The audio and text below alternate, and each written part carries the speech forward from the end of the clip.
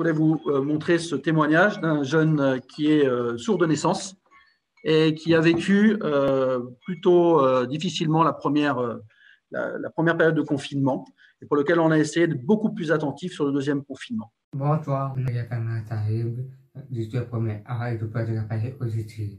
C'est plutôt là que tout ce qui est aux yeux n'est pas parti, où je pourrais même dire, impossible pour moi d'attendre, de comprendre. La COVID nous a obligés à arrêter cette histoire, a beaucoup perturbé ma scolarité.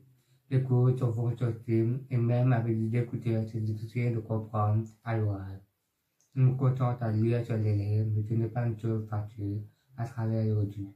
Madame Breton m'a pas déporté, autant mon a été de trouver des solutions comme avoir le cours en écrit, avoir le cours, mettre en écrit les questions posées par les élèves.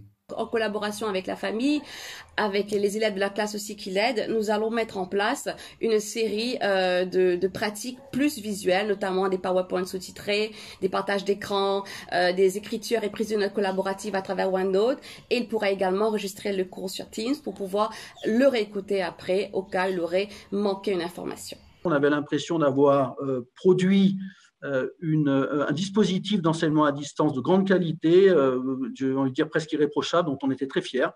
Et finalement, on a quand même vu qu'il y avait eu beaucoup de souffrances pendant cette période-là qu'on n'avait pas forcément bien analysée, et notamment chez nos élèves à besoins éducatifs particuliers. Donc cette évolution et ce retour nous a permis de le construire ensemble, et on voulait des habitus et des outils adaptés aux EBEP et faire jouer la solidarité dans une V2. L'EBEP a été placé au centre du système et ça a représenté une valeur ajoutée pour tous.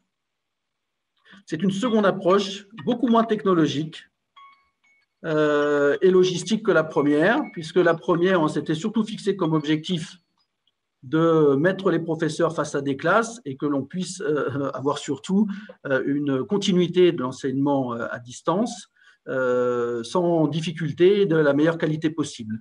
Mais néanmoins, on s'est davantage tourné dans cette V2 vers l'optimisation pédagogique. Et pour une prise en charge de qualité des EBEP, l'élaboration d'aménagements qui profitent à tous, répondant à 2 leitmotifs qu'on s'était fixés et qui nous ont servi de base pour cette deuxième version. Apporter un soutien et des pratiques adaptées aux EBEP contribue par effet de porosité à tous les élèves, premièrement. Et deuxièmement, utiliser la bonne volonté et la compétence pour un soutien des élèves par les élèves, un principe qui tend à élever chacun pour le bien de tous. Le principe est un accompagnement pour n'être jamais seul.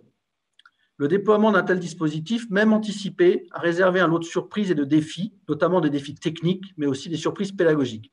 Donc, pour développer un dispositif inclusif, nous avons trouvé nécessaire de développer un esprit de solidarité. Ainsi, on a constitué des équipes pour venir en aide aux professeurs. Techniquement, il y a beaucoup de cohésion et beaucoup de transmission d'informations, de partage et de mutualisation. Des équipes pour venir en aide aux familles.